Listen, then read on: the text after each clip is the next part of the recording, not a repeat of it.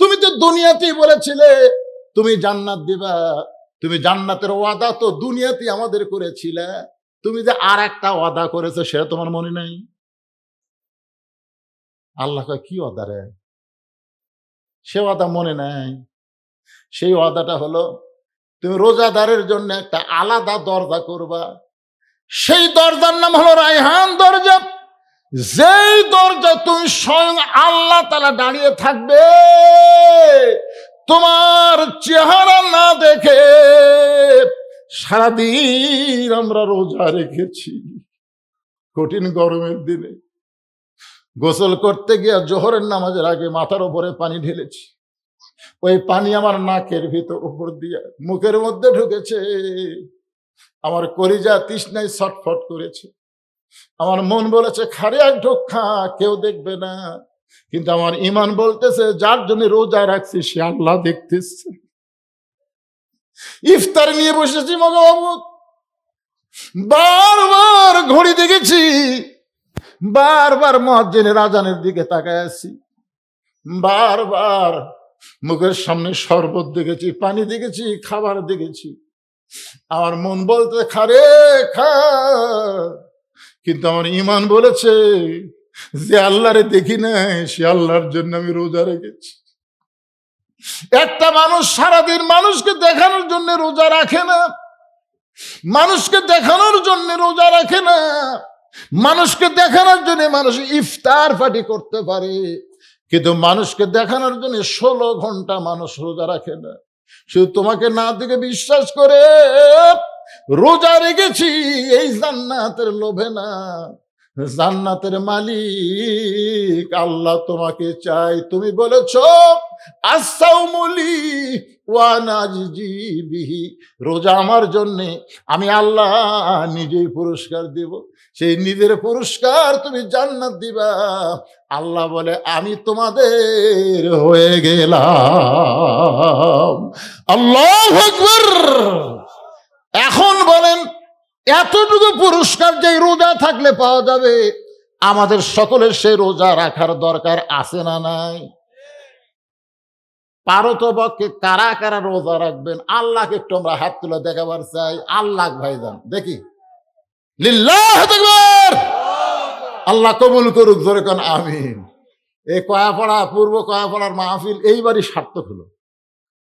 একেবারে রোজার আগের দিন জাগা মতো কাম হয়ে গেল, নামাজও হবি, রোজাও হবি, মাশাআল্লাহ। এখন টোপলার মধ্যে কি আছে এটা আমাকে শোনা লাগবে, মনে আছে না? ভুলে গেছেন?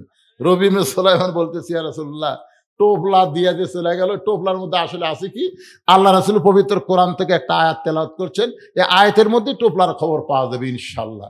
আল্লাহ রাসূল বলেছেন বাইনাল আবদি ওয়াল কুফরি তারকুস সালাত, বান্দার কাফেরের মধ্যে পৃথক করার জিনিসটার নামই হলো নামাজ। যে নামাজ পড়বে সে হবে আল্লাহর বান্দা, আর যে নামাজ পড়বে না সে হলো কাফের। তাহলে বেনামাজি রোজাদার, আমি যেই বলবো বেনামাজি রোজাদার, আপনার বলবেন কাফের। এটা কি আমার কথা না রাসূলের কথা? তা আল্লাহ নবীর কথার সাথে আপনার একমত না দ্বিমত?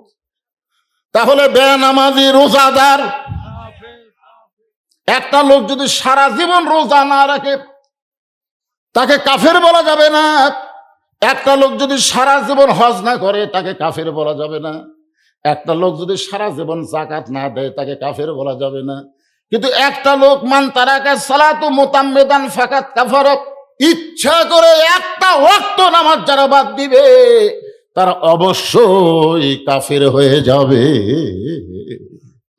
তাহলে ইমানের পরে 1 নম্বর যেই খুঁটিটা দরকার তার নাম কি? অন্যদিকে চাওয়াচাই করেন কেন? নামাজ পড়বেন না? আপনার নামাজ পড়বেন না?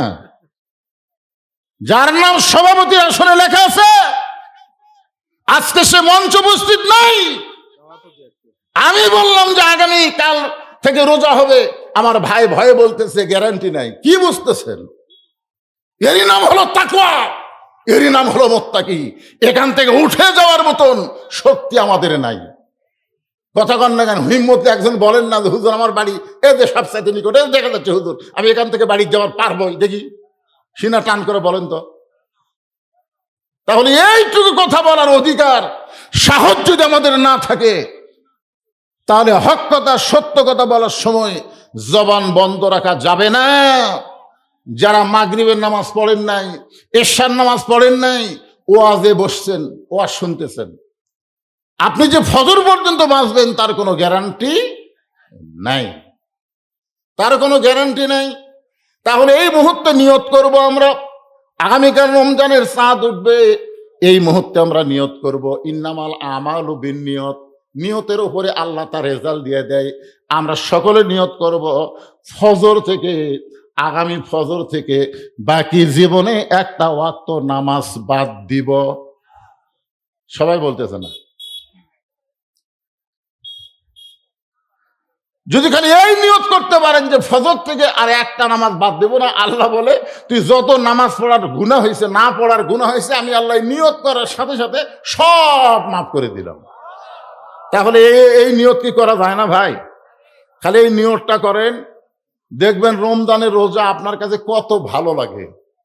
নামাজ বাদ দিয়ে যারা রোজা রাখে, এরা রোজা রাখে ঠিক, কিন্তু মজা পায় না। কারণ রোজা অবস্থায় যখন রুকু সেজদা করবেন, আপনি যখন সেহরি খাওয়ার পরে ফজরের নামাজ আদায় করবেন, জোহরের নামাজ আদায় করবেন, আসরের নামাজ আদায় করবেন, ইফতারি করার পরে মাগরিবের নামাজ আদায় করবেন, এশার নামাজ আদায় করার পরে তারাবি পড়ে আপনি বেতের পড়ে যখন বাড়িতে এসে আবার সেহরি খাওয়ার নিয়তে আপনি ঘুম দিবেন, আপনি বিশ্বাস করেন আপনার জীবনটা এই রমজান মাসের পুরা জীবনটাই রহমত মাগফিরাত নাজাত দিয়ে আল্লাহ পরিপূর্ণ করে দিবে। তাহলে এখন 1 নম্বর কি? নামাজ। জোরে বলে 1 নম্বর কি?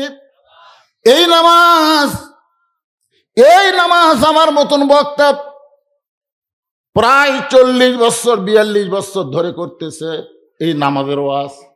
এই নামাজের ওয়াজ আল্লামা সাইদি হুজুর 50 বছর নামাজের ওয়াজ করলো।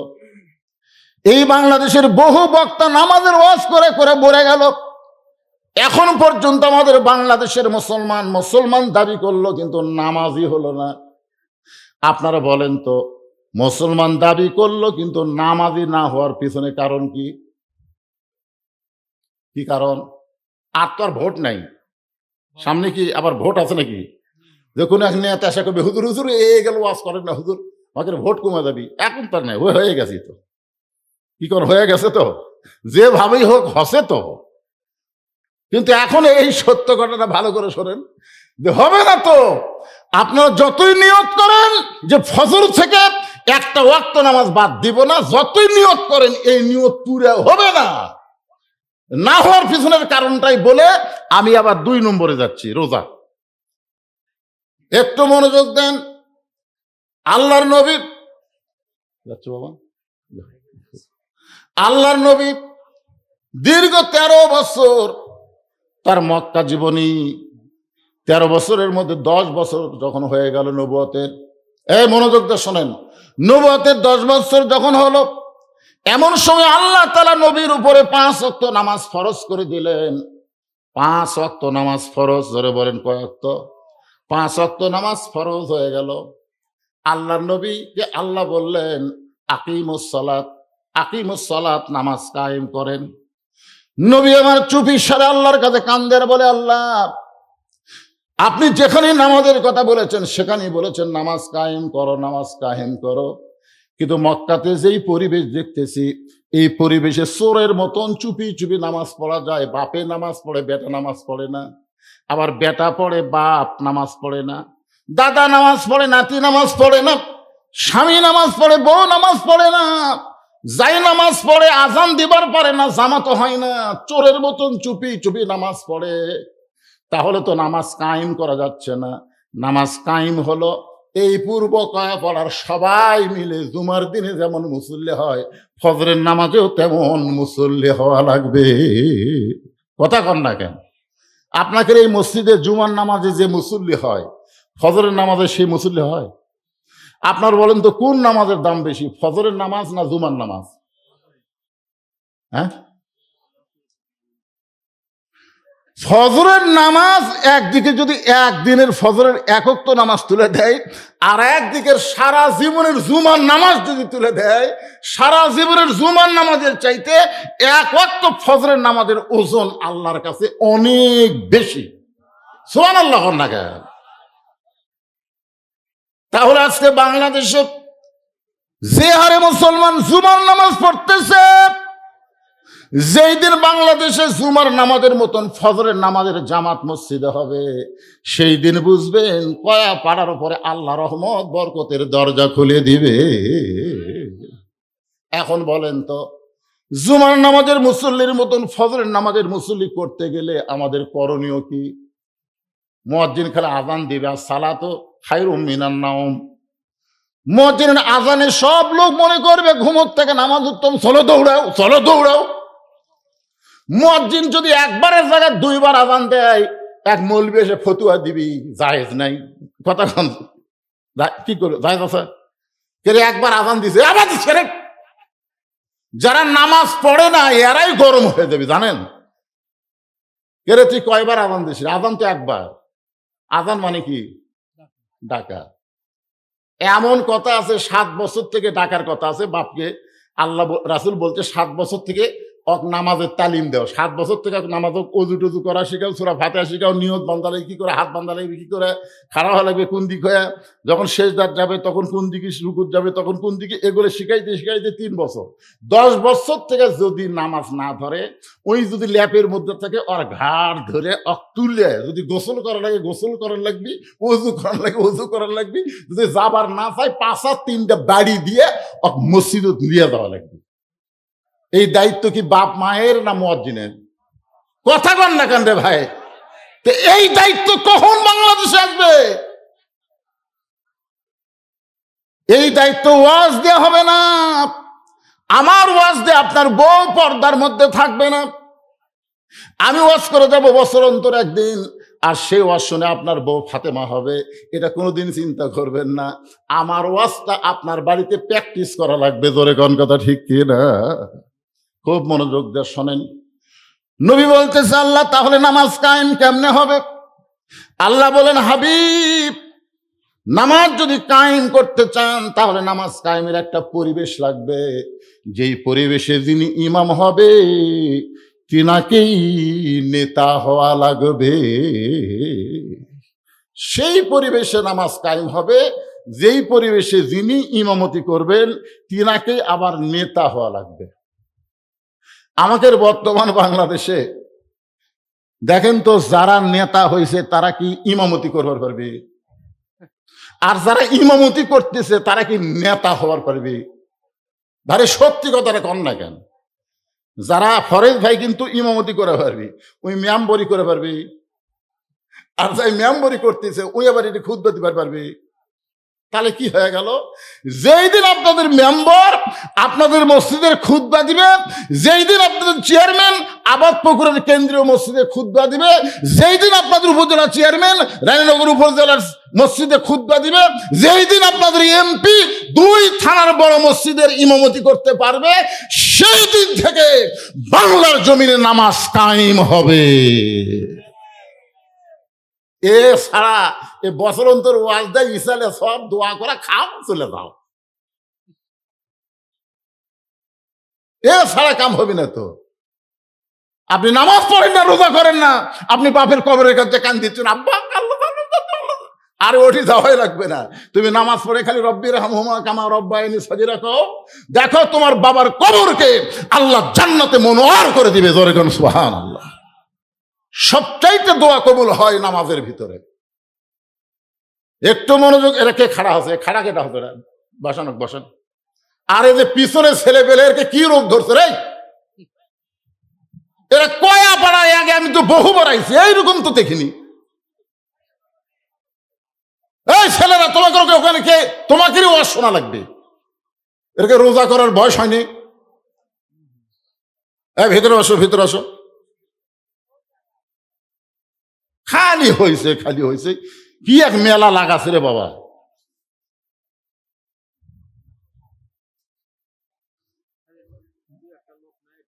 এই ছেলেবেলে যারা বাহিরে ঘুরতেছে ওয়াজ শুনবা, না শুনলে এলাকার রাস্তাঘাটে একেবারে মুখ বন্ধ করে দাঁড়া থাকে, অসুবিধা নেই, কারণ সব ডিম মুরগির তলে থাকে না। দিছে 12টা, বাচ্চা হচ্ছে 11টা। চিন্তা করতেছে আমার এই ডিমের দোষ কি রে, 12টা দিলাম 11টা হলো। এক বুদ্ধিজীবীর কাছে বলতেছে, কে রে ভাই 12 ডিম দিলাম 11টার বাচ্চা হলো, একটাতে হলো না। একটা কেন হয়নি জানিস, ওই মুরগির তলে থাকেনি রে, ওই খালি সাইড মারছে, ওই ডিম খালি সাইড মারছে। তো সাইড মারার কারণে তো উষুম পাইনি, উষুম না বলে বাচ্চা হবে। তো তারা যারা ফেরা হলো ওই সাইড মারা, তারা খালি তবারক খাবি, এই তবারক খাওয়ার ধান্দা, সাইড মারা কাঁজিয়া ডিম সব। বাচ্চা যদি ইমান যদি রাখবার চাও, জীবনের শেষ ওয়াজ মনে করে, জীবনের শেষ, আর হয়তো জীবনে ওয়াজ শোনা যাবে না, সে হায়াত আমাদের নাই। আগামীকাল রোজার চাঁদ উঠবে, একটু মনটা ফ্রেশ করে আল্লাহর হস্তে জান্নাতের বাগানে বসে যাও ভাইজান। একটু মনোযোগ দিয়ে শুনবেন, তাহলে নামাজ যদি আমরা সবাই কায়েম করতে চাই, জামাতে যদি নামাজ আদায় করতে চাই, তাহলে আমাদের সিস্টেমটা হলো, যিনি মসজিদের খতিব হবেন তিনি সমাজের নেতা হওয়া লাগবে।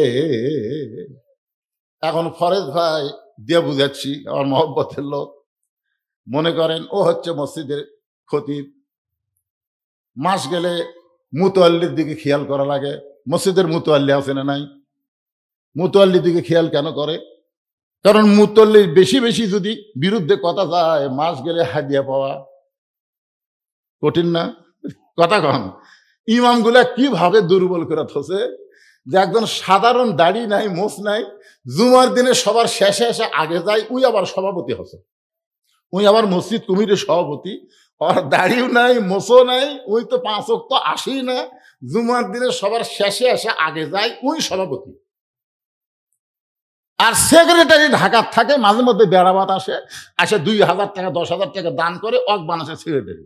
আর একজনক দায়িত্ব দিয়ে গেছে, এই কিভাবে নামাজ পড়ায়, এদিক সেদিক যেন না হয়। এদিক সেদিক মানে কি, সুদের বিরুদ্ধে, ঘুষের বিরুদ্ধে, সমাজ এবং রাষ্ট্রের এগুলো কথা যেন না কয়। তো এইরকম চাপে থুয়ে আগামী রমজান আমরা কিভাবে আদায় করব, এখানে বলা হয়েছে সিয়াম। সিয়াম শব্দের অর্থই আমরা অনেকে জানি না, আমরা বলি রোজা। আমরা বলি রোজা, আসলে কোরআনের কোন জায়গায় রোজা শব্দ নাই। কোরআনের জায়গায় বলেছে, আল্লাহ সিয়াম বলেছেন, কুতিবা আলাইকুমুস সিয়াম কামা কুতিবা আলাল্লাযীনা মিন ক্বাবলিকুম লাআল্লাকুম তাত্তাকুন। আসেন এখন মনোযোগ দিয়ে শোনেন, আওয়াজটা আমি শুরু করে দেই। এই যে আমি নামাজের কথা এতক্ষণ ধরে বললাম, যেই নামাজের কথা বলতেছি, এই নামাজটা মানুষ আল্লাহর জন্য পড়ে, আবার মানুষকে দেখানোর জন্য নামাজ পড়ে। এতক্ষণ ধরে যে নামাজের কথা বললাম, এই নামাজটা মানুষ কার জন্য পড়ে? কথা কয় না। আল্লাহ কোরআনে বলেছেন, ইন্না সলাতি ওয়া নুসুকি ওয়া মাহইয়ায়া ওয়া মামাতি লিল্লাহি রাব্বিল আলামিন। আল্লাহু আকবার। নামাজ কার জন্যে? আয়াতটা শোনার পর বুঝলেন না নামাজ শুধুমাত্র কার জন্যে? আমরা নামাজ আদায় করব কার জন্যে? আমার জন্যে না আল্লাহর জন্যে? দেখছেন, কাজ করি আমরা আর ফল পাই কে? দেখছেন, আমরা পড়ি নামাজ আর আল্লাহ নাই। আল্লাহ কত বড় কথা বলেছেন, নিশ্চয় আমার জন্যই নামাজ। আমরা আল্লাহর জন্যও নামাজ পড়ি, কিন্তু আমরা যদি আল্লাহর জন্যই নামাজ পড়ি, তাহলে আল্লাহ কেন বললেন ফাওয়াইলুল লিল মুসাল্লিন? আচ্ছা, নামাজ তো আল্লাহর জন্যই, তো আল্লাহর জন্যই তো আমরা নামাজ পড়ি, তা আল্লাহ কেন বললেন ফাওয়াইলুল লিল মুসাল্লিন? এরা নামাজি না, এরা নামাজের নামে ঠাট্টাকারী, কেন বললেন? তার মানে বোঝা গেল, যেইভাবে নামাজ পড়া লাগবে সেইভাবে আমরা নামাজ পড়তেছি না। আল্লাহ কয়, নামাজের জোরে ফায়েশাকা যাবে দূরে, পাক কোরআনে রয়েছে ঘোষণা। এখন আকাম কুকাম নামাজ রোজা একসাথে বান্ধিয়া বোঝা, জাহান্নামে দিয়াছ রওয়ানা। আজও কেন আল্লাহর নামাজ ধরতে পারলা না? এই তোর কাছে কি হচ্ছে রে ভাই? তোর কাছে কি জায়গা? তোর কি কি করিস তোর ময়না? হ্যাঁ, এই এরা কি মাইক আলা নাকি? তোরা নিজেরাই তো নামাজ পড়িস নি, মাইক এরকম ভম করছিস এই জন্যই। শোনেন, এই যে আল্লাহ কোরআনে বলতেছেন ইন্না সালাতা তানহানিল ফাহশাই ওয়াল মুনকার, নামাজ আল্লাহর জন্য। সে নামাজ আল্লাহর জন্য পড়ে মানুষ কি করে? জমির আল ঠেলে। আল ঠেলা মানুষ আছে না নাই? আল ঠেলা মানুষ আছে না নাই? এখন আসরের নামাজ পড়ে জমির ধান দেখবার গেছে, যাই দেখে উপর জমির পানি চলমল করতেছে, নিচে আর জমির পানি নাই। চিন্তা করতে থেকে উপরে এত পানি, হামার ডাক নাই, কি করি? চারিদিকে তাকা দেখে কেউ নেই, আশেপাশে কেউ নেই। আস্তে করে বসে বিসমিল্লাহ করে জমির আল কাটছে। আল কাটা ওই পানি দিয়ে হাত ধরছে, ধুয়ে আবার চারিদিকে দাঁড়ায় চারিদিকে দেখে বলতেছে কেউ দেখেনি, আলহামদুলিল্লাহ কেউ দেখেনি। আপনারা কি মনে করতেছেন আল্লাহর জন্য নামাজ পড়ছে? আপনারা বলেন তো, জুমার দিনের নামাজের ফরজ কি? এই জুমার দিনে যে আমরা জুমার নামাজ পড়ি, এই জুমার দিনের জুমার নামাজের ফরজ কি? জুমার দিনে যে আমরা নামাজ পড়ি না জুমার নামাজ, এই জুমার নামাজের ফরজ কি জানেন না? জুমার নামাজের 1 নম্বর ফরজ হলো ইযা নুদিয়া লিস-সালাতি মিন ইয়াউমিল জুমআ ফাসাউ ইলা যিকরিল্লাহ। জুমার নামাজের 1 নম্বর ফরজ হলো আযান দেওয়ার সঙ্গে সঙ্গে মসজিদের দিকে দৌড়ে দৌড়ে আসা। হুকুম কার? আপনারা বলেন তো, আল্লাহর হুকুম পালন করা সুন্নত না নফল? একেবারে আল্লাহর হুকুম সুন্নত না নফল?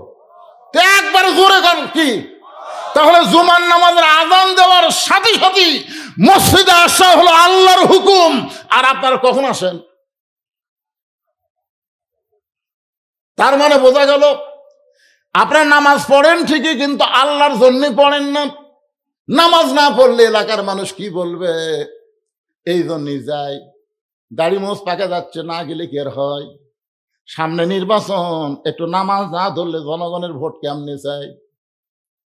2007 সালে আমার একটা ওয়াজ আছে, আমার এলাকার এক নেতা এক আসরের নামাজই 4 বার পড়িছে।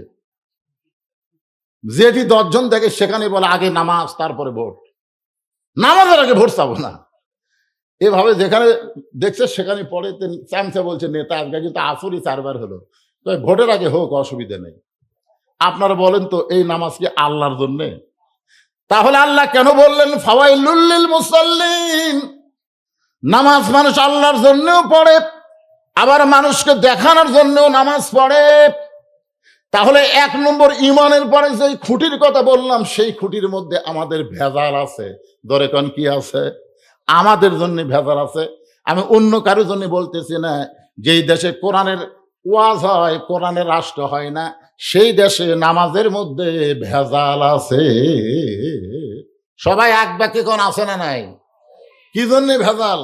যেই দেশে কোরআনের ওয়াজ হয় কিন্তু কোরআনের সমাজ কায়েম হয় না, সেই দেশে নামাজ আল্লাহর জন্য পড়লেও সেই নামাজের মধ্যে ভেজাল আছে। কারণ জামাই বাড়ির নামাজ পড়ে না, শ্বশুর নামাজ পড়ে। এখন শ্বশুরের বাড়িতে বেড়াবার গেছে, এখন শ্বশুরের ভয়ে মসজিদে যায়। এরকম 2-4টা জামাই আছে না নাই? ধরে এখন আছে না নাই? তাহলে বোঝা গেল আপনারা এতক্ষণ ধরে কি বুঝলেন? নামাজ মানুষ আল্লাহর জন্য পড়ে, আবার মানুষকে দেখানোর জন্য নামাজ পড়ে।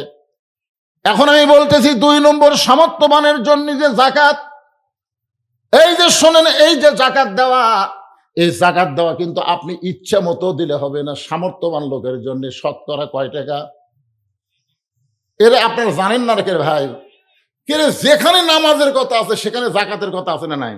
আকিমুস সালাত ওয়া আতুজ যাকাত। দেখেন, নামাজ আর জাকাত আল্লাহ একসাথে দিছে। সেই জাকাতের নিয়মটা বোঝা লাগবে। আপনি নেশাব পরিমাণ মাল সম্পদের শতকরা 100 টাকায় 2.5 টাকা দেওয়া লাগবে। 100 টাকায় কত? তাহলে 1000 টাকার মধ্যে কত দেওয়া লাগবে? 25 টাকা দেওয়া লাগবে। আর 1 লাখ টাকা, 1 লাখ টাকার মধ্যে 2,500 টাকা দেওয়া লাগবে। এরকম হিসাব করে জাকাত দেওয়ার দরকার আছে না নাই? হিসাবে জাকাত দেওয়ার একটা ছোট্ট কাহিনী আপনাদের শোনাই। একদিন এক গরিব সাহাবী নবীর কাছে এসে কাঁদতেছে, ইয়া রাসূলুল্লাহ, হুজুর ক্ষুধার জ্বালায় বড় কষ্টে আছি, যদি পারেন আল্লাহর রাস্তায় আমাকে একটু সাহায্য করেন। সঙ্গে সঙ্গে নবী এইভাবে জুব্বাখানা উঠাইলেন। নবী যেই জুব্বা তুলেছে সাহাবী তাকায় দেখে নবী ক্ষুধার জ্বালায় পেটে পাথর বান্ধা বসে আছে। সাহাবীর চোখ দিয়ে দর দর করে পানি পড়তেছে। আল্লাহ রাসূল বলে, সাহাবী কান্দো কেন? বলে, রাসূলুল্লাহ আমি ক্ষুধার্ত হয়েছি, কিন্তু এত বেশি ক্ষুধার্ত না। আপনি পেটে পাথর বান্ধে বসে আছেন, আপনি আমার চাইতেও বেশি ক্ষুধার্ত হুজুর। আপনার কাছে আমি চায়া বড় ভুল করেছি। আল্লাহ রাসূল মুস্কি হাসি দিলেন, জোরে কান সুবহানাল্লাহ। মুস্কি হাসিতে বললেন, আমি তোমাকে দিবার পারবো না, এটা ঠিক আছে, কিন্তু আম্মা সাইলা ফালা তানহার। আল্লাহ কোরআন কারিমের মধ্যে বলেছে সাইলকারীকে খালি খালি ফেরত দেওয়া যায় না। গরিব সাহেব বলে, রাসূলুল্লাহ সাইলকারীকে যদি খালি খালি ফেরত দেওয়া না যায় তাহলে আপনি আমারে কি দিবেন? আপনি নিজেই তো পেটে পাথর বাঁধে আছেন। এমন সময় আল্লাহ নবী বললেন, আলী। যে ডাক দিলেন আলী, সঙ্গে সঙ্গে হযরত আলী এসে বলে, লব্বাইক ইয়া রাসূলুল্লাহ। হুজুর আমারে ডাকলেন কেন? বলে, ডাকার কারণ হলো এই লোকটা আমার কাছে সহযোগিতা চায়, কিন্তু আমার তো দেওয়ার মতন কিছু নাই। আলী রে, তুমি একটা চিঠি লেখো ওসমানের কাছে, আর চিঠির মধ্যে অঙ্ক বসায় দাও 2000 দিরহাম। 2000 টাকার একটা অঙ্ক বসায় দিয়ে চিঠির নিচে আমি নবীর নামটা লিখে দিও। সুবহানাল্লাহ কন না কেন? আমি নবী লিখতে পারি না, এই কারণে তোমাকে লেখার অনুমতি দিলাম। চিঠির মধ্যে বসায় দিয়া চিঠির নিচে আমার নামটা লিখে দাও। নবীর কথা মতো হযরত আলী চিঠি লিখে ওই গরিব সাহাবীর হাতে দিয়ে বললেন, ভাই আপনার আর কোনো টেনশন নাই, কারণ এমন লোকের কাছে নবী আপনাকে পাঠাইতেছেন, সে বড় দিয়া দিয়া দিয়া বড় খুশি হয়ে যায়। ধরে খান সুবহানাল্লাহ। ওই চিঠিখানা নিয়ে গরিব সাহাবী ওসমান গনির দরবারে গিয়ে দেখে ওসমান গনি ক্যাশিয়ারের সঙ্গে ঝগড়া করতেছে। ওসমান গনির সম্পদের যে হিসাব করে তাকে আপনারা কি বলেন? ক্যাশিয়ার।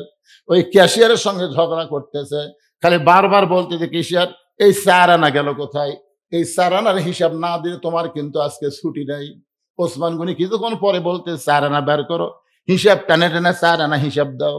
গরিব সাহাবী চিন্তা করে, চিঠির মধ্যে 2000 টাকার অঙ্ক বসায় দিছে।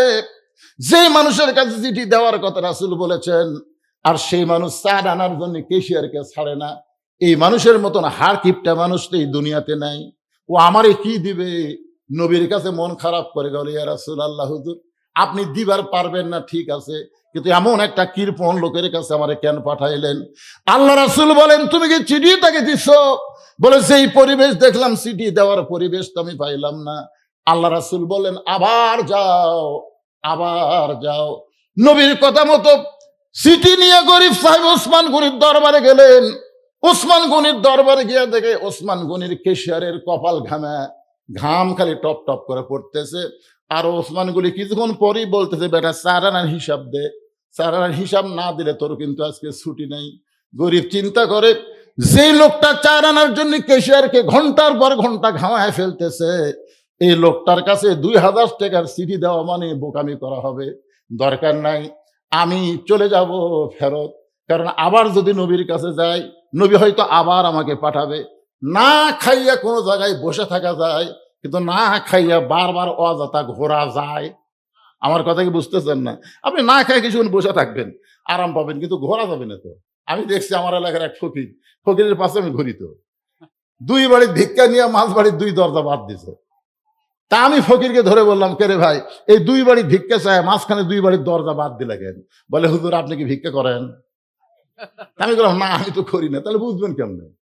বুঝি না দেখেই তো বুঝবার চাই। বলে, হুজুর আপনি শোনেন, এর আগে কমপক্ষে 10 বার এই 2 বাড়ির ভিক্ষা চাইছি, প্রত্যেকবারই বাড়ির মধ্যে থেকে বলে মাফ করো। তো যারা ফকিরের কাছে মাফ চায়, তাদের চাইতে বড় ফকির আর কেউ নাই হুজুর। আমি এই 2 বাড়ি তালাক দিছি, কারণ আমার সময়ের দাম আছে। ও ছাতা ওই 2 দরজা হাঁক ছাড়া আমার লাভ কি? দেখছেন সময়ের দাম আছে না নাই? ফকিরের কাছেও সময়ের দাম আছে। গরিব সাহাবী মনে মনে চিন্তা করে, আবার যদি নবীর কাছে যাই, নবী আবার ওসমানের কাছে পাঠাবে, দরকার নাই, আমি গোপন রাস্তা দিয়ে পালাবার চাই। একটা গোপন রাস্তা দিয়ে গরিব যখন যাচ্ছে, এমন সময় থেকে রাস্তার মাথায় আসাদুল্লাহিল গালিব হযরত আলী দাঁড়ায় আছে। যে সিটি লেখা দিয়েছে তার নাম কি? সেই হযরত আলী দাঁড়িয়ে আছে। গরিব সাহাবীর দিকে তাকায় বলে, ভাইজান আমার হাসান হোসেন ক্ষুধার জ্বালায় কাঁদতেছে, আমার বাড়িতে কোনো পয়সা করি নাই, আমি তোমাকে চিঠি লিখে দেওয়ার পর থেকেই এই রাস্তায় দাঁড়িয়ে আছি, এত দেরি কেন করলা ভাই? আমি তোমার কাছে কোনো সাহায্য চাই না, কোনো ভিক্ষা চাই না, ওই চিঠি লেখার মুহুরি হিসাবে আমার 2 টাকা দাও। চিঠি লেখা দিলাম, তার একটা হাদিয়া নেয়। মুহুরি বোঝেন না যারা, দলিল লাগে তারা কি মুহুরি না?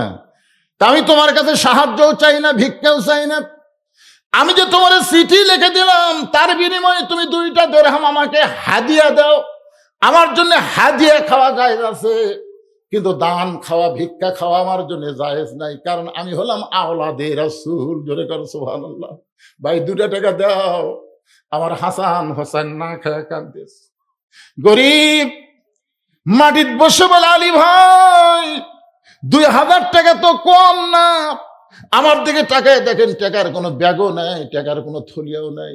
যে চিঠি লিখে দিয়েছেন এই চিঠিখানা এখনো আমার পকেটে দেখা যায়। হযরত আলী আসমানের দিকে তাকায় বললেন, ভাইজান এই চিঠি কি তুমি ওসমান গনির কাছে পৌঁছাওনি? গরিব বলতে যে পরবার 2 বার গেলাম, 2 বারই গিয়ে দেখি ওসমান গনি কেশিয়ারের কাছে ঝগড়া করতেছে, বেটা 4 আনার হিসাব দাও, 4 আনার হিসাব দাও। যে বেটা ঘন্টার পর ঘন্টা 4 আনার হিসাব কেশিয়ারের কাছে চাইতে পারে, সে আমারে 2000 টাকা কেমনে দান করবে?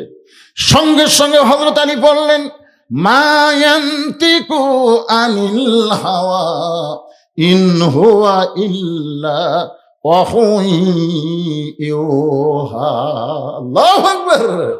তুমি কি মনে করো সাহাবী নবী যেগুলো কথা বলে নবী নিজে বলে?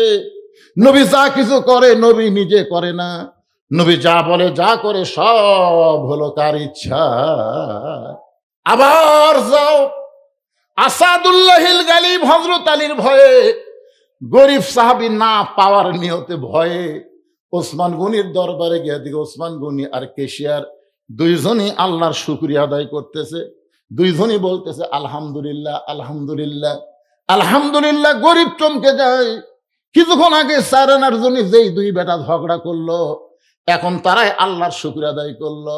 এই শুকরিয়া আদায় করার কারণ হলো আগামীতে রমজান মাস আসতেছে, পাইটি পাই হিসাব করে যাকাত দেওয়া লাগবে। 4 আনার হিসাব যদি কম বেশি করে যাকাত দেয়, 1 টাকাও যাকাত হবে না, এই ভয়টাই ওসমান গনির মধ্যে ছিল। জোরে কর না সুবহানাল্লাহ। তাহলে যাকাত দেওয়া লাগবে এমনি এমনি না, হিসাব করে। চিঠিখানা সেই মাত্র ওসমান গনির হাতে দিছে, ওসমান গনি গরিবের চিঠিখানা নিয়ে চিঠিতে একটা চুমা দিয়ে বলতে, ভাইজান এই চিঠি তোমাকে কে পাঠাইছে ভাই? গরিব সাহাবী বলতেছে, একটাবার নজর করে দেখেন চিঠির নিচে তার নাম লেখা আছে। বলে, আমি ঠিক মতো পড়বার পারি না, তুমি নামটা একটু বলো। আপনারা বলেন তো, ওসমান গনি নিজের হাতে কোরআন লেখছে, নিজের হাতে তিনি 30 পারা কোরআন লিখেছে, তিনি কি পড়বার পারে কি পারে না? কিন্তু তারপরে গরিবের কাছে মূর্খ সাইদা বলতেছে, ভাইজান কে চিঠিখানা পাঠাইছে নামটা বলো। গরিব বলতেছে, আল্লাহর নবী এই চিঠি পাঠাইছে। সঙ্গে সঙ্গে ওসমান গনি চিঠিতে একটা চুমা দিয়ে বললেন, ভাইজান ভালো করে বলো তো, আমি কানে একটু কম শুনবার পাই, এই চিঠি কে পাঠাইছে ভাই? গরিব বলতেছে, আল্লাহর নবী এই চিঠি পাঠাইছে। ওসমান গনি বলতে চিঠিতে চুমু দিয়ে বলে, ভাইজান আর একবার একটু ভালো করে বলো, আমার এই কানে ঠিক মতো শুনবার পাই না, এই কানের দিকে একবার একটা এসে বলো। গরিব চিল্লায় বলে, আল্লাহর নবী এই চিঠি পাঠাইছে। ওসমান গনি চিঠিতে চুমু দিয়ে বলতেছে, ভাইজান এই চিঠি কে পাঠাইছে ভাই? গরিব মুচকি মুচকি হাসার বলে, এর আগে 2 বার আইছি রে, তোর মতন কৃপণ মানুষ দুনিয়াতে নাই। তুই 4 আনার জন্য কেশিয়ারকে ছাড়িস না, আর চিঠির মধ্যে 2000 টাকার অঙ্ক থেকে তোর মাথা নষ্ট হয়ে গেছে। আর নাম বলবো না, নাম না বলে রাগ করে নবীর কাছে গিয়ে সব ঘটনা যখন বলল, আল্লাহ নবী আসমানের দিকে তাকায় বললেন, আল্লাহ আমার ওসমান তো এমন হওয়ার কথা ছিল না, দুনিয়ার সম্পদের ভরে পড়ে ওসমানকে সব ভুলে গেল, ওসমানকে দান ভুলে গেল, ওসমানকে যাকাত ভুলে গেল। এই কথা বলে যখন আল্লাহ নবী কাঁদতেছে, এমন সময় ওসমান গনি এক টোপলা টাকা মাথায় নিয়ে নবীর দরজায় হাজির হয়ে গেছে।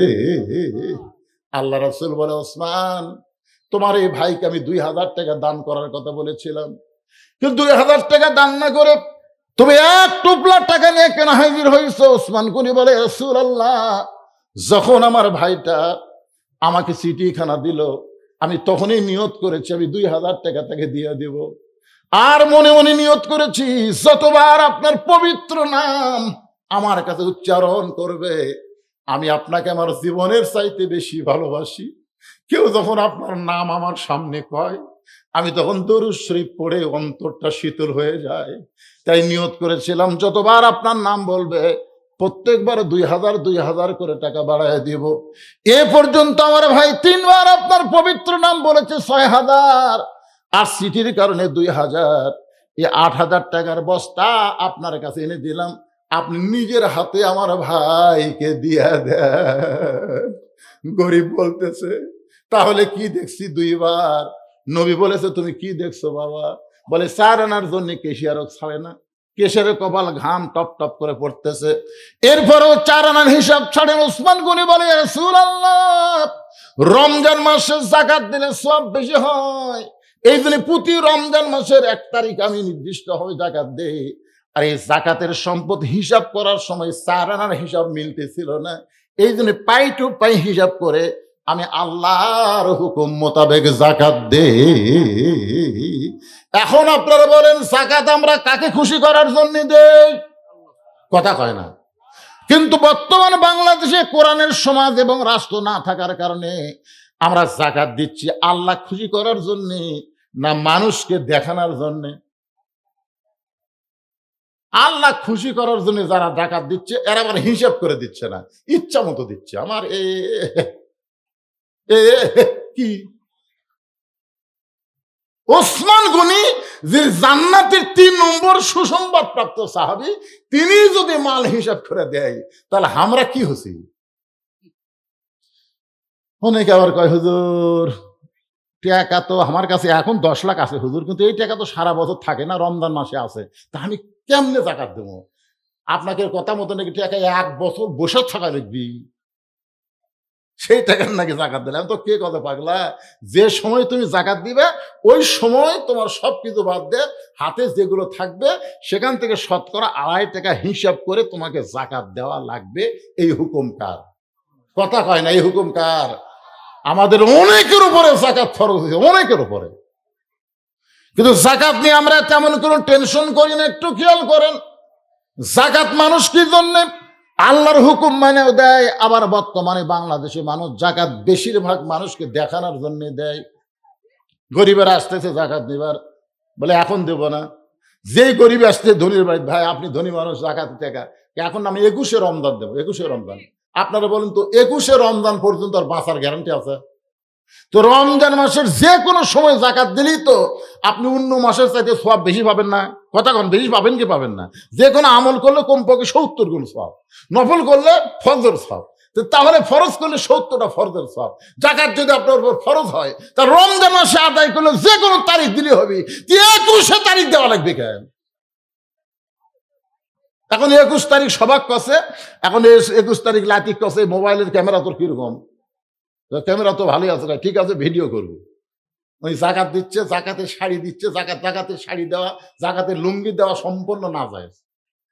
যার যেইটা প্রয়োজন তাকে সেটাই দেওয়া লাগবে। আর চাউলের প্রয়োজন, আর তেলের প্রয়োজন, শাড়ি দিয়ে কি করবেন? আর যে দোকানে লেখা থাকবে যাকাতের শাড়ি পাওয়া যায়, ওই দোকানত কিনাই জায়েজ নাই, কিনাই জায়েজ নাই। যাকাত কিরে, যাকাতের শাড়ি কি? যেমন তেমন রং সং দিয়ে একটা শাড়ি দিছে, 2 বার ধসে 3 বার যা দেখে তেনা হয়ে গেছে। এমন লুঙ্গি দিছে যে লুঙ্গি তলে ল্যাঙ্গুটি পর্যন্ত দেখা যায়। কথা কর না কেন? এলা কি দেওয়া? এলা আল্লাহর সাথে পরিহাস করা। তার মানে বোঝা গেল, মানুষ যাকাত আল্লাহর জন্য দেয়, মানুষকে দেখানোর জন্য যাকাত দেয়। কিন্তু এখন যেটা আসতে সামর্থ্যবানের জন্য হজ করা, এই হজটা মানুষ কার জন্য করে? আবার মানুষকে দেখানোর জন্য কিন্তু হজ করে। হজ করে আসার পরে গল্প করে, করে কি করে না? দেখবেন ওয়াজের মাঠে ওটা অনেক বক্তা এবার যে হজ করছে কেউ জানে না, কিন্তু বক্তা বলতেছে, ভাই ছাপা মারোয়াত গেলাম, হায় রে, তারপরে শয়তানকে পাথর মারলাম, হীরা গুহা তুটলাম, নানা রকম গল্প করতেছে। আয়াতটা আপনারা শোনেন, এই সবাই কান ফেলে শোনেন। যখন বক্তা ওয়াজ করবে, ওয়াইদা কুরিয়াল কোরআন ফাসতামিউ লাহু ওয়া আনসিতু লাআল্লাকুম তুরহামুন, যখন বক্তা কোরআন তেলাওয়াত করবে ওই সময় চুপ থেকে এটা শোনা লাগবে না। তাহলে আয়াতটা আমি পড়তেছি, রোজাদারের পুরস্কারের আয়াত রে পাগলা, কাল থেকে যেটা শুরু হবে, একটু মনোযোগ দিয়ে শোনেন। ওয়াসিকাল্লাযীনা তাকাউ রাব্বাহুম ইলাল জান্নাতি যুমারা হাত্তা ইযা জাউহা وفتحت أبوابها وقال لهم خزنتها سلام عليكم طبتم فادخلوها خالدين وقالوا الحمد لله الذي صدقنا وعده وأورثنا الأرض نتبوأ من الجنة حيث نشاء فنعم أجر العاملين।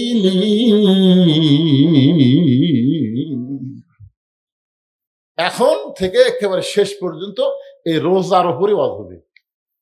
এতক্ষণ পর্যন্ত আপনাদের নামাজ বুঝালাম, যাকাত বুঝালাম, হজ বুঝালাম, বুঝলেন তো? এই তিনটা ইবাদত মানুষ আল্লাহর জন্য করে, আবার মানুষকে দেখানোর জন্য কথা কয় না। হজ মানুষ আল্লাহর জন্য করে না, আবার দেখানোর জন্য করে। আর একবার সামর্থ্যবান হজ করার পরে যদি হজের টাকা অসহায় গরিবকে দান করে, তাহলে আল্লাহ তাকে 1 কোটি হজের সওয়াব দেয়। সেও আর শুনবেন না। বারবার হজ করা, আমি 3 বার হজ করছি রে, আমি 19 বার করছি রে। আরে পাগলা, নফল হজ করা ভিন্ন কথা, ওমরা করা ভিন্ন কথা, কিন্তু ফরজ হজের কথা আমি বলতেছি। ফরজ হজ জীবনে কয়বার? একবার। ফরজ নামাজ আপনার দিনে কয়বার? ফজরের নামাজ দিনে কয়বার ফরজ? আপনি যদি মনে করেন একবারে, দেখেন তো 5 বার পড়বো। ফরজের সাথে আর কি করা যাবে না। আপনি নফল যদি মন চাই পড়েন, সময় আছে পড়েন, তাহাজ্জুদের নামাজ পড়েন, 4 রাকাত পড়েন, 8 রাকাত পড়েন, 12 রাকাত পড়েন, 16 রাকাত পড়েন, পড়তেই থাকেন। ফজরের আযানের আগ পর্যন্ত পড়তেই থাকেন। অসুবিধা আছে? নফলের কোনো অসুবিধা আছে? নফল রোজা রাসূল সারা বছর রাখছে, কিন্তু রমজান মাসের রোজা আপনি 31টা ফরজ করেন, কি করা যাবে?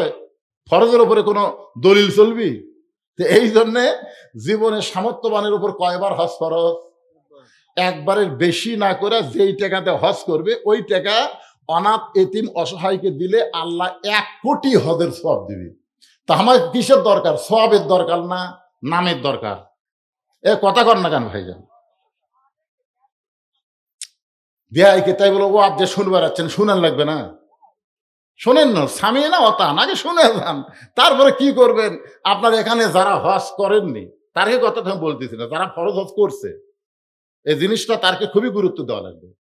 বাড়ির কাছে একটা মানুষ অসহায় হয়ে অসুস্থ হয়ে ক্যান্সার হয়ে পড়ে আছে, ওর ডাক্তারখানা যাওয়ার মতন ভ্যান ভাড়া নাই, অটো ভাড়া নাই, আর ওই বারবার হজত যায়। কি প্রতিবেশীর হক আছে না নাই? যখন আছে না প্রতিবেশীর হক নাই? এই যে হকুল্লাহর হকুল ইবাদত, এটা বুঝতে হবে তো। একজন আল্লাহর বান্দা রবি ইবনে সুলাইমান, ওরা 10 জন বন্ধু মিলে হজে যাবে। 10 জন বন্ধু মিলে হজে যাবে। হজে যাওয়ার আগে সবাই সবার কাছ থেকে দোয়া নিবার পারবেন যে ভাই, যত ইবাদত আল্লাহ আমাদের জন্য দিয়েছে, সবচেয়ে কঠিন ইবাদতের নাম হলো হজ। সবচেয়ে কঠিন ইবাদতের নাম কি? এটা কি জন্য কঠিন শোনেন। আপনি না টাকার জন্য না। একটা লোকের অনেক টাকা আছে কিন্তু শরীর অসুস্থ,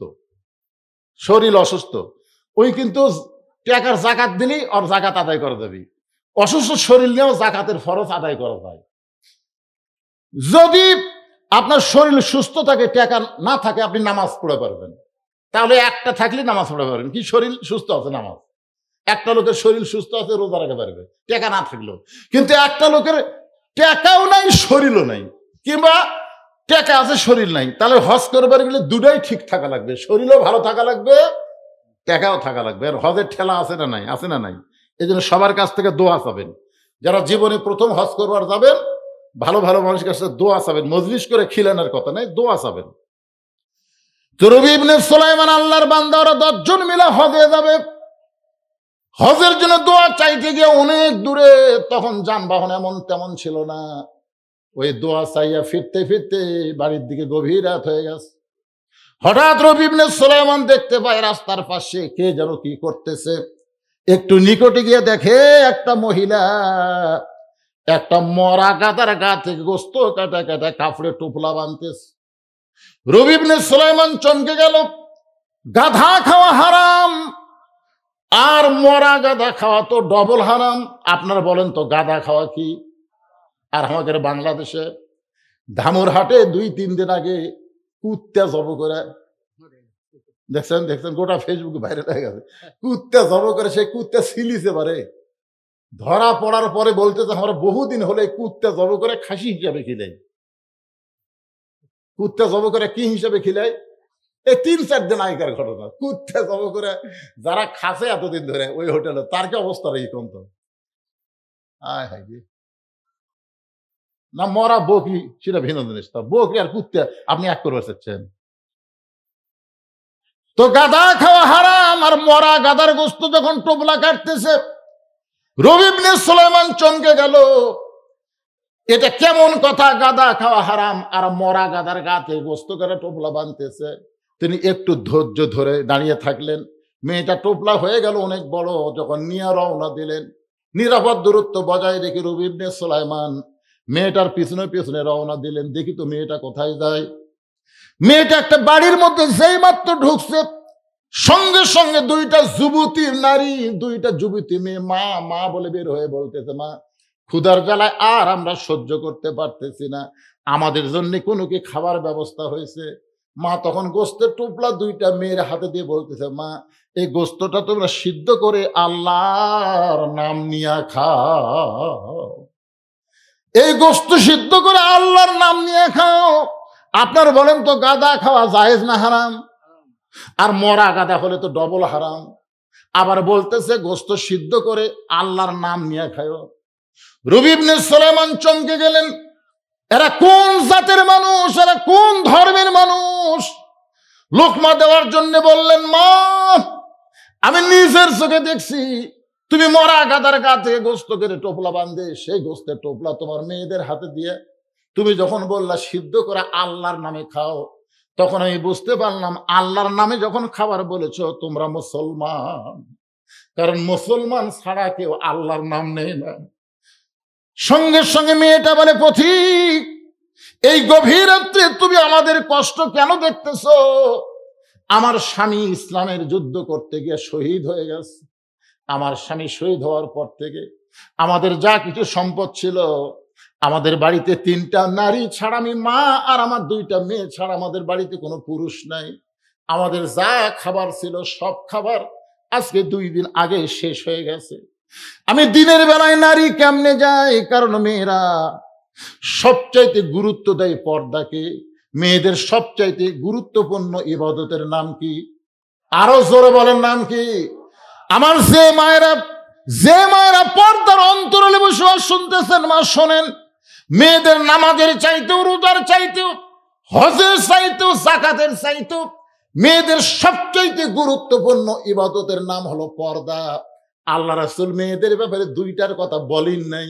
নবী শুধু বলেছেন, মা ঈমান গ্রহণ করার পরে ফাতেমাকে তুমি শুধু 5 ওয়াক্ত নামাজ পড়বা, তুমি তোমার স্বামীর খেদমত করবা, তুমি রমজান মাসে রোজা রাখবা, আর সতীত্বের হেফাজত পর্দাটা করবা। এই 4টা আমল যদি তুমি করতে পারো ফাতেমা, আমি রাসূল বলতেছি জান্নাতের 8টা দরজা খুলে দিবে, যে কোনো দরজা দিয়ে তুমি ইচ্ছা মতো জান্নাতে প্রবেশ করতে পারবে। সুবহানাল্লাহ বলেন। সঙ্গে সঙ্গে ফাতেমা বললেন, বাবা আজ থেকে এই 4টা আমল আমি শুরু করে দিলাম। ও আমল শুরু করে দিলাম। এই কথা বলার সঙ্গে সঙ্গে আল্লাহ রাসূল বলেন, ফাতেমা তুমি 4টা আমলকে সমান গুরুত্ব দিবার পারবা না। সবচাইতে গুরুত্বপূর্ণ আমল হলো পর্দা। এই পর্দাটা তুমি সবসময় গুরুত্বের সাথে বিবেচনা করবে, কারণ 24 ঘন্টায় নামাজ পড়া লাগবে না, 24 ঘন্টায় স্বামীর খেদমত করা লাগবে না, সারা বছর রমজানের রোজা করা লাগবে না, কিন্তু 24 ঘন্টায় তোমাকে পর্দার ভিতরে থাকতে হবে। সঙ্গে সঙ্গে ফাতেমার কাছে একটা ওড়না ছিল, ওই ওড়নাটা মাথার উপরে দিয়ে বললেন, বাবা এই মুহূর্তে আমি ফাতেমা পর্দার মধ্যে ঢুকে গেলাম, এই মুহূর্তে পর্দার মধ্যে ঢুকে গেলাম। কয়েকদিন পরে আল্লাহর নবী ফাতেমার বাড়িতে এসে বলতেন, ফাতেমা, ও ফাতেমা, তুই কি জানিস মা, আল্লাহ তাআলা আমাকে জানাই দিছে তুই শুধু দুনিয়ার ফাতেমা না, তুই হলো খাতুনে জান্নাত ফাতেমা। খাতুনে জান্নাত ফাতেমা বুঝলেন? তুই শুধু দুনিয়ার ফাতেমা না, তুই হলো জান্নাতি নারীদের নেত্রী ফাতেমা। ফাতেমা বললেন, বাবা আমার কোন আমলের কারণে এত বড় ডিগ্রি আল্লাহ আমাকে দান করেছে? রাসূল বললেন, ফাতেমা তুই যে পর্দা গ্রহণ করেছিস, তোর পর্দাকে আল্লাহ পছন্দ করে, আল্লাহ তাআলা এই মহান ডিগ্রি তোকে দান করেছে। তাই আমার মা বোনেরা যারা পর্দার অন্তরে আছেন, একটু মনোযোগ দিয়ে শুনবেন। মা, যদি নামাজ আপনার কম হয়, রোজাও যদি কম হয়, স্বামীর খেদমত যদি একটু কম হয়, আপনাকে আল্লাহ ছাড় দিবে। কিন্তু পর্দা যদি আপনার কম হয়, আপনি কিন্তু ছাড় পাবেন না। এই জন্য পর্দাকে গুরুত্ব দিবেন। মেয়েটা বলতেছে, পথিক আমি একজন শহীদের স্ত্রী, আমার স্বামী ধর্মযুদ্ধে শহীদ হয়ে গেছে, আজকে 2 দিন আগে আমাদের খাবার শেষ হয়ে গেল। আমি একটা মহিলা মানুষ, আমার 2টা যুবতী মেয়ে, আমি তো বয়স্ক হয়ে গেছি, আমার 2টা যুবতী মেয়ে, তারা তো বাড়ি থেকে বের হবার পারবে না, আমি দিনের বেলাও পারি না, রাতের অন্ধকারকে আমার চাদর বানায়া, জোরে কান সুবহানাল্লাহ, রাতের অন্ধকারকে আমার পর্দা বানায়া আমি চুপি চুপি খাবার সন্ধানে ঘুরতেছিলাম। হঠাৎ দেখতে পাইলাম রাস্তার পাশে একটা গাধা মরে আছে। ওই মরা গাধা দেখার পরে আমি আমার 2টা মেয়ের খিদার কথা চিন্তা করে, ওদের মুখ শুকনা মুখ, ক্ষুধার কথা চিন্তা করে, হালাল না হারাম এইটা পার্থক্য করার আমার বিবেক ছিল না। আমি মরা গাধার গোস্ত কাটা টোপলা করে নিয়ে এসে আমার 2টা মেয়ের হাতে তুলে দিয়েছি। আমার 2টা মেয়ে বড় খুশি হয়ে গোস্তটা নিয়ে এখন সিদ্ধ করে খাবে। এই সময় তুমি আর লোকমা দিও না, বাধা দিও না। রবি ইবনে সুলাইমান বলে, মা ইন্নাল্লাহ মা'আস সাবিরিন, তুমি ধৈর্য ধরো মা। এবার আমি হজে যাওয়ার চাইছিলাম, আমি আর হজে যাব না। আমার হজে যাওয়ার যা সম্পদ আছে আমি সব আল্লাহর হস্তে তোমাকে দান করে দিব। রবি ইবনে সুলাইমান এক দৌড়ে বাড়িতে আসলেন। এক দৌড়ে বাড়িতে এসে হজের যা সম্পদ সামানা খাদ্য ছিল সবগুলো নিয়ে যখন ওই বিধবা নারীকে দান করলো, মা এবং 2জন মেয়ে এইগুলো খাবার এবং টাকা পয়সা পায় আল্লাহর কাছে দোয়া করতেছে, আল্লাহ তোমার যেই বান্দা হজ করবার যাইতে চাইছিল, কিন্তু আমাদের অসহায়ত্ব দেখে, অভাবত্ব দেখে হজের সমস্ত সম্পদ আমাদেরকে দিয়ে দিল। আমরা মা আর মেয়েরা মিলে দোয়া করি, আল্লাহ তুমি মক্কা মদিনা এই মানুষটার বাড়িতে হাজির করে দিও। রবি ইবনে সুলাইমান বলে, মা উল্টা দোয়া কোনোদিন আল্লাহ কবুল করে না।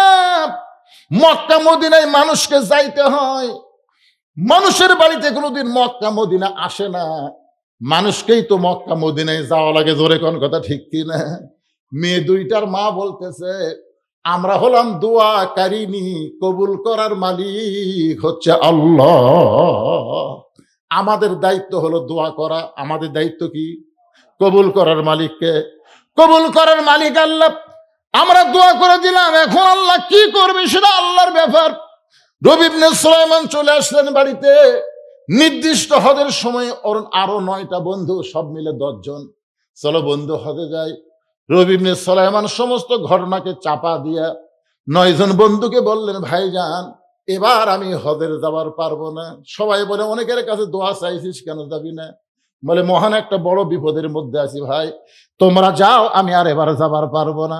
ওরা 9টা বন্ধু হজ করতে গেল। হজের সমস্ত কাজ কাম শেষ করে ওই 9টা বন্ধু নিজের বাড়িতে না গিয়া রবি ইবনে সুলাইমানের বাড়ির দরজায় চলে আসলেন। 9টা বন্ধু কিন্তু হজ করে নিজের বাড়িতে না গিয়া রবি ইবনে সুলাইমানের বাড়ির দরজাতে আসলেন। এই 9টা বন্ধুর মধ্যে এক বন্ধুর মাথা আবার একটা টোপলা নিয়ে সে দরজায় ডাক দিলে আসসালামু আলাইকুম ইয়া আহলাল বাইত, দরজায় সালাম দিলে আসসালামু আলাইকুম ইয়া আহলাল বাইত। সঙ্গে সঙ্গে রবি ইবনে সুলাইমান পরিচিত কণ্ঠ বুঝে দরজা খুলে দেখে 9টা হাজী এক সঙ্গে দাঁড়িয়ে আছে। আহলান সাহলান মারহাবান। আল্লাহ রাসূল বলেছেন, তোমরা গরিব মানুষ, তোমরা জীবনে হজ করতে পারবা না, এরকম যদি তোমাদের মনে হয়, তাহলে তোমাদের এলাকায় কোনো ব্যক্তি যদি হজ করে তোমাদের গ্রামে ফেরত আসে, তোমরা তাকে সাদর সম্ভাষণ জানায় তাকে একটা নজর মহব্বতে তার চোখের দিকে যদি তাকাবার পারো, ও চোখ দিয়ে কাবা মদিনা দেখে যে সওয়াব পাইছে, তেমন সওয়াব আল্লাহ তোমাদেরকে দান করে দিবে। সুবহানাল্লাহ কন না কেন? তাহলে হাজির সাথে মহব্বত রাখা ভালো না শত্রুতা করা ভালো? তা আবার তো কি কয়, হাজিরাই হলো পাজি রে, হাজিরাই পাজি। রাসূল বলেছেন যে তার চেহারার দিকে মহব্বত করে তাকালে, যে চোখ দিয়ে কাবা দেখেছে মদিনা দেখেছে, ওর চোখের দিকে তাকালে সেই সওয়াব আল্লাহ তোমাকে দান করে দিবে। সুবহানাল্লাহ। হাজী সাহেবের সঙ্গে আত্মীয়তা করা, বন্ধুত্ব করা, মহব্বত করা কত ভালো, কিন্তু আমরা গল্পে গল্পে বলে হাজী মানি পাজি, পাজি তো কবি, পাজি তো কবি। 11 সালে প্রথম যখন হজ করবার গেলাম, ওই সময় দেখে এক লোক ওই শয়তান পাথর মারার সময়, বুঝছেন, এক পায়ের ওপর ভর দেখেন হি হি করে মারতে, মানে মুখের শব্দ হচ্ছে। পাথর কাক মারে? যারা হজ করে তারা জানে, একটা পিলার থাকে, ওই পিলারও তো পাথর মারা লাগে আস্তে আস্তে। ওই খালি পায়ের ওপর ভর হি হি করে মারতেছে। আমি বললাম, কে ভাই এত জোশ করে পাথর মারতেছেন, কারণ কি? বলে জোরে না মারলে শয়তান লাগবে হুজুর। আমি বলি, পাগলা, এটি শয়তান কুটি হয়েছে, এটা শয়তান, এর একটা নিয়ম রে ভালো, একটা হুকুম, এই জায়গা মারা লাগবে তাই আমরা মারি, নির্দিষ্ট জায়গা মারা লাগবে তাই মারি, তুই এই ভয় মারতেছিস। আমার কোল যে শান্তি পাচ্ছে হুজুর। আমাকে হাত ধরে বললাম, কে ভাই আমি একটা কথা শুনলাম, সত্যি না মিথ্যা? বলে কি? বলে আপনি হজের আগে বলে এখানে আসার আগে বলে রেজিস্ট্রি অফিসে গেছিলেন। তা আমাকে কয়, হুজুর আপনি কেমনে জানলেন? এটা শুনলাম ভাই, আমি এটাও শুনলাম আপনি রেজিস্ট্রি অফিসে যায় ছেলেকে 16 বিঘা জমি দিচ্ছেন আর মেয়ে নাকি 1 বিঘা দিচ্ছেন, এটাও সত্য? হুজুর এই কথা আপনি কিভাবে জানলেন? আমি বললাম, পাগলা, তুই ওটি পাথর না মারা তুই তুই নিজের বুকতি মার রে। কারণ আল্লাহর কোরআনের ফারায়েজকে যে ইচ্ছা মতো বন্টন করে, সে নিজেই বড় শয়তান। ছেলে 16 বিঘা পাবি, মেয়ে 1 বিঘা পাবি, কোরআন হাদিসের কোন জায়গাতে আছে? তাহলে শয়তান ওটি আছে না শয়তান তোর ভিতর আছে? শয়তান নিজের ভিতরে শয়তানি রাইখে বাহিরের শয়তানকে তাড়ানোর কোনো উপায়। এই জন্য সূরা নাসের মধ্যে আল্লাহ বলেছেন, কুল আউযু বিরাব্বিন নাস মালিকিন নাস ইলাহিন নাস মিন শাররিল ওয়াসওয়াসিল খান্নাস আল্লাযী ইউওয়াসবিসু ফি সুদুরিন নাসি মিনাল জিন্নাতি ওয়ান নাস। আল্লাহু আকবার। আচ্ছা, এই জায়গাতে পানি পড়তেছে, ফাঁকা, সামনে ফাঁকা থাকে গে, তুই উঠে যখন যাবি, যাই উঠে যাবি, ওই জায়গা পুরো করে দেবেন। শূন্যস্থান পুরো করা বোঝেন না? আপনি বোঝেন না যত সামনে আসবেন আপনার কত বরকত হবে। আল্লাহ রাসূল যখন কথাবার্তা বলতেন, তখন সাহাবীরা খালি পিছনে আবার কি পারিস, পিছনে কি পারিস রে তোরা?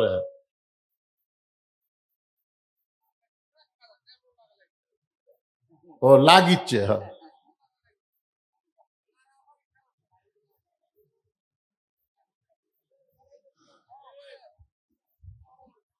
ভাইজান, আমি খুবই গুরুত্ব দিয়ে কথাগুলো বলতেছি, কারণ আগামীকালই রোজার চাঁদ উঠবে। আজ কিন্তু 29-এ যাচ্ছে না, আজকে 30-এ যাচ্ছে। তার মানে আজকে সৌদি আরবে সেহরি খাওয়া শুরু হবে, কালকে হামাকের শুরু হবে। আমার কথা কি বুঝতেছেন?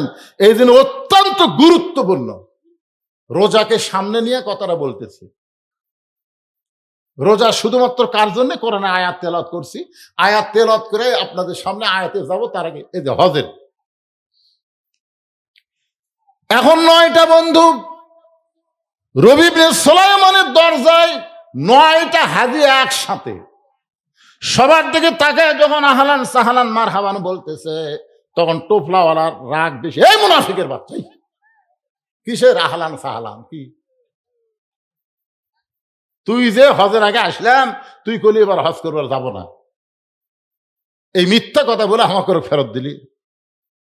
আমরা 9টা বন্ধু দেখলাম আল্লাহর ঘর যখন তাওয়াফ করতেছি, তুই তখন আমাকে সামনে, আমরা তোর কাছে যাবার চাই, তুই মুচকে হাসি দিয়ে ফট করে আর এক জায়গায় ধরে যাস। সাফা মারওয়া যখন সাই করতে গেলাম, তখন দেখি তুই আমাদের সামনে দৌড়াস, বারবার আমাদের দিকে তাকাস আর মুচকি মুচকি হাসিস। আমাদের সঙ্গে যাবি না, আবার আমাদের সঙ্গে তাওয়াফ করলে আল্লাহর ঘর, আমাদের সঙ্গে যাবি না, সাফা মারওয়া সাই করলি। রে মুনাফিকের বাচ্চা মুনাফিক, তুই যখন আল্লাহ নবীর রওজা জিয়ারত করতেছিলি, তুই আমাদের সামনে এমন করুণ হারে কাঁদতেছিলি, তোর কান্না দেখে আমরাও কাঁদতেছিলাম। হঠাৎ তুই বললি, ভাই এই যে টোপলাখানা তোমার হাতে একটু দিলাম, এই টোপলাখানা তুমি নাও, আমি একটু আল্লাহর নবীকে প্রাণ ভরে দরুদ শরীফ আদায় করতে চাই। তুই এই টোপলাখানা আমার হাতে দিয়ে আল্লাহর নবীর রওজা জিয়ারত করলি, দোয়া পড়লি, দরুদ পড়লি, তোকে আমরা নবীর রওজার কাছে খুঁজে পাইলাম না। জান্নাতুল বাকির মধ্যে সাহাবীদের কবর জিয়ারত করতে গিয়া তোকে আমরা আমাদের সামনেই দেখলাম ওসমান গনির কবরের পাশে, সেখান থেকে কিছুক্ষণ পরে দেখলাম মা আয়েশার কবরের পাশে। তোর টোপলা নিয়ে আমরা 9টা বন্ধু তোকে বারবার ধরতে চাই, কিন্তু আমাদেরকে ধরা না দিয়ে তুই কোথায় আবার চলে গেলি। আমরা চলে আসলাম মদিনা থেকে আবার বিদায় তাওয়াফ করার জন্য মক্কায়। বিদায় তাওয়াফ করতে গিয়ে এসে দেখি তুই আমাদের সামনে কাঁদতেছিস আর আল্লাহর ঘর তাওয়াফ করতেছিস। আমরা সবাই তোর জন্য তোর সঙ্গে সঙ্গে কাঁদলাম। হঠাৎ কোথায় যেন হারিয়ে গেলি, গোটা মক্কা খুঁজে আর তোকে আমরা খুঁজে পাইলাম না।